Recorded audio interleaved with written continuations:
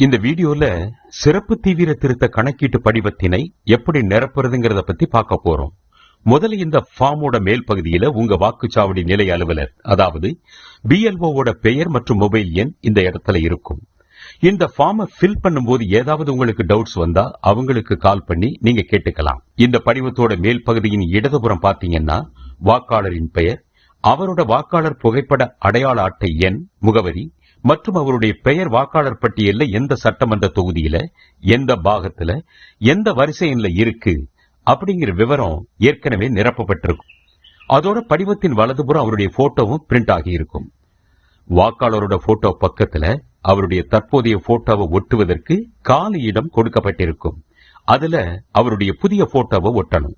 அதுக்கப்புறம் இந்த படிவத்தை வாங்கிய அத்தனை வாக்காளர்களும் முதல் பகுதியில அவர்களுடைய விவரங்களை நிரப்பணும். அதாவது பிறந்த தேதி, ஆதார் எண், விருப்பம் இருந்தால் கைபேசி எண், தந்தை அல்லது பாதுகாவலரின் பெயர், அவங்களோட வாக்காளர் புகைப்பட அடையாள அட்டை எண் இருந்ததுன்னா அதையும் எழுதலாம். தாயாரின் பெயர், அவங்களோட வாக்காளர் புகைப்பட அடையாள அட்டை எண் இருந்ததுன்னா அதையும் எழுதலாம். துணைவர் பெயர், அதாவது கணவன் அல்லது மனைவி அவங்களோட வாக்காளர் புகைப்பட அடையாள அட்டை எண் இருந்ததுன்னா அந்த எண், இது போன்ற விவரங்களை எல்லாம் சரியா நிரப்பணும்.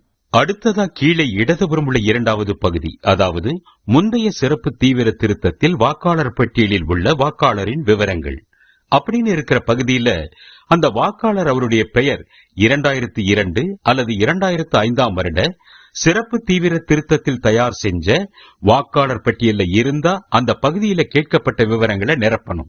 அதாவது வாக்காளர் பெயர் அப்படிங்கிற இடத்துல அவருடைய பெயரை எழுதணும்.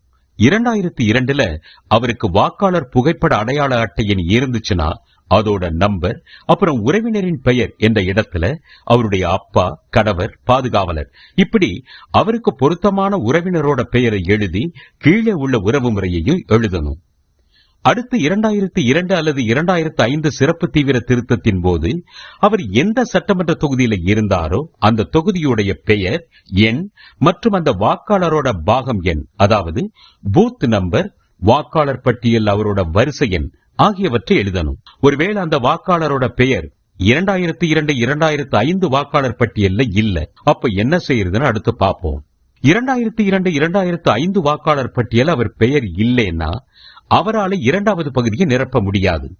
அப்போ இந்த மூன்றாவது பகுதியில அவரோட உறவினர், அதாவது அவருடைய அப்பா, அம்மா, தாத்தா, பாட்டி, இவங்கள யாராவது ஒருத்தருடைய பெயர் 2002 2005 வாக்காளர் பட்டியல இருந்ததுன்னா அவங்களுடைய பெயர் 2002ல அவங்களுக்கு வாக்காளர் புகைப்பட அடையாள அட்டை இருந்ததுன்னா அதோட நம்பர், அவங்களோட அப்பா, கணவர் பேரு நிரப்பணும். அடுத்து உறவு முறை அப்படிங்கிற இடத்துல அவர் வாக்காளருக்கு என்ன உறவு முறை அப்படின்னு எழுதணும். அப்புறம் அவர்களோட, அதாவது யார் பெயர் 2002 2005 வாக்காளர் பட்டியல்ல இருக்கோ அந்த பெயர் இருக்கிற சட்டமன்ற தொகுதி பெயர், பாகம் எண், வரிசை எண் எல்லாத்தையும் ஃபில் பண்ணணும். இதை முடிச்ச பின்னாடி கீழே இருக்கக்கூடிய 3 உறுதிமொழியையும் பொருத்தமா ஃபில் பண்ணி வாக்காளரோட கையெழுத்து அல்லது கை ரேகையை இட்டு, அவர் இல்லாத பட்சத்துல அவருடைய குடும்பத்தில் இருக்கிற 18 வயசுக்கு மேற்பட்ட நபரின் கையெழுத்து அல்லது கை ரேகையை பதிவு செஞ்சோ